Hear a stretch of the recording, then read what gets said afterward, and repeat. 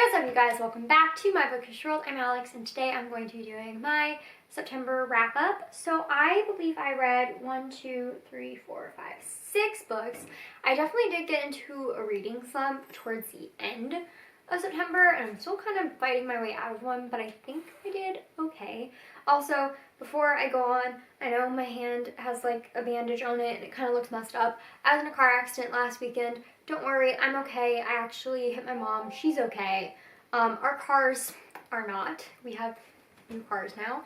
I just burned my wrist when the airbag deployed, so that's why I have this on while it heals. But yeah, let's get into it. I had a pretty interesting reading month. So yeah.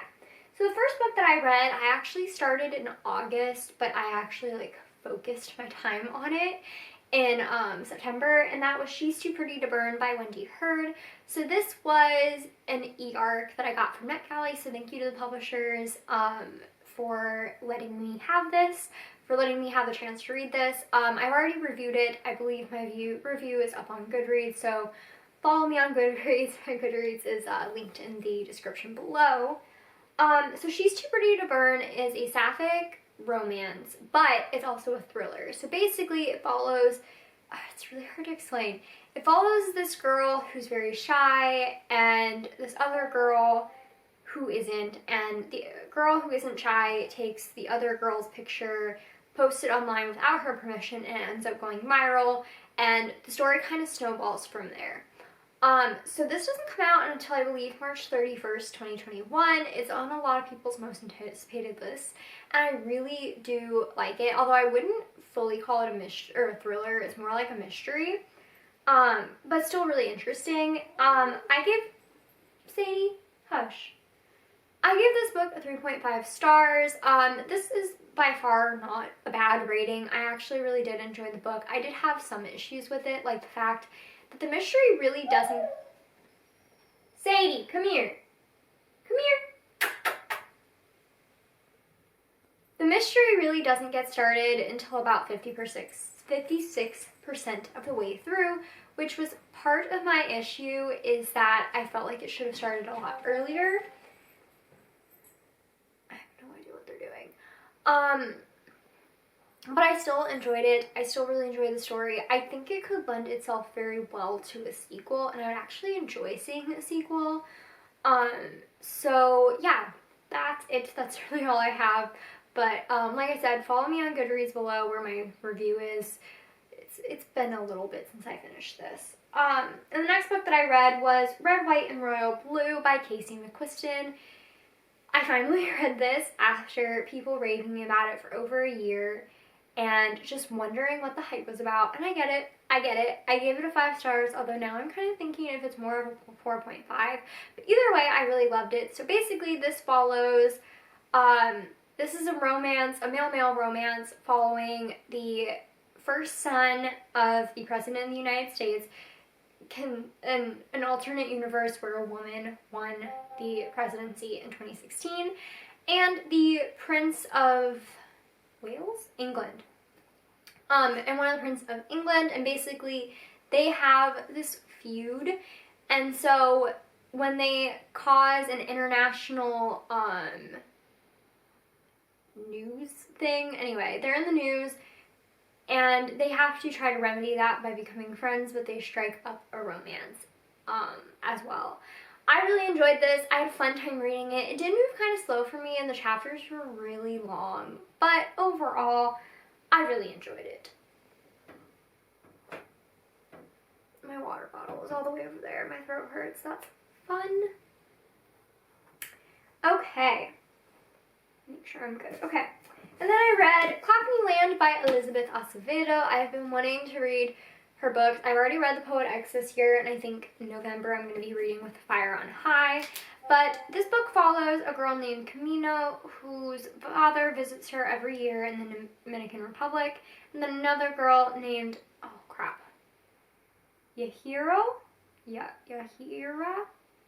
I mispronounced that, who lives in New York City, where her mother is waiting to tell her that her father, that there was a plane crash. So basically their father dies. It's not a spoiler, that literally happens like right at the beginning. So their father dies, and throughout the book, they find out that they're sisters. So it follows this girl who lives in the Dominican Republic and another girl who lives in New York City, grappling with the death and then eventually finding each other. And I really enjoyed this. I gave this a 4.5 stars. Yeah. Also, look at this, the naked cover. I swear, Elizabeth Acevedo has some of the most stunning books. But yeah, I gave this a 4.5 star. I did enjoy it, but I definitely think it ended a little too quickly. I would have liked to see more out of the story. And it is told in verse, so sometimes that makes it a little bit harder for people to, don't sneeze, to get sucked into the story. And I don't think that was the case in here. I just think it might have been, it was just the fact that I wish that there was more to it, more depth. Not more depth, it was very deep. I just wish that there was more to it. I think it ended really fast, and yeah. Okay. And then I read The Black Flamingo by Dean Atta. This follows a mixed race gay teen from London, and basically, I thought for whatever reason this is just about him discovering drag, but it's literally like his life story about him figuring out that he's gay, his first, relations with a man, his first crush, all that, and then eventually figuring out what drag is and getting into it because it makes him feel fierce and beautiful. And God, this book was so good. I gave it 5 stars. I mean, I can't even tell you how wonderful this book is. There were so many passages, this is also told in verse, there are so many passages that, like, I wish I would have highlighted or had a tab or something, but, I mean, it deals with so much, like, identity and, being black in our world, racism. I definitely would say trigger warning for racism as well as homophobia, some transphobia, I believe, but this book is just stunning, and I loved it so much. This is definitely an author that I am going to be following because I can't imagine that he can't write anything. His writing is just beautiful, so Dean Atta, you just became an author because wow. And then the next book that I read was Felix Ever After, which I also gave 5 stars. This book follows a trans main character who is an artist, and he, at the beginning of the book, runs into somebody, there's some mystery person in the school that put up his dead name as well as pictures of him before his transition. And obviously that triggers him, and so a lot of the book is him trying to find out who did it, as well as fall in love because he feels like he's never going to be somebody that deserves to fall in love. And my God, this book is just stunning. Felix is such a wonderful character, and I don't know. Kaysen Calendar, I have not read anything from, but I am definitely going to be reading their work. I believe this book is Own Voices, although I don't know. But yeah. Trigger warnings for obviously transphobia and dead naming, yeah. And a lot of homophobia and stuff like that. But I think this book could help so many people with discovering themselves and their identity because a lot of that is what it focuses on. It also just has so many different characters, and like I said, there's something about it. It just is, I don't even know how to talk now. It's so much focuses on discovering your identity, and there's so many different characters in here that are trying to discover their own identity, and it's it's just wonderful, and I urge you guys to read it. Obviously, if transphobia is something that triggers you, then I would not pick it up, but other than that, read this. It's amazing. And then the last book I read, which was technically on my October TBR, but it's a graphic novel. I needed a book to read. It was the last night of September, and I was trying to get myself out of a reading slump because I just read 2 incredible books. Sadie, hush!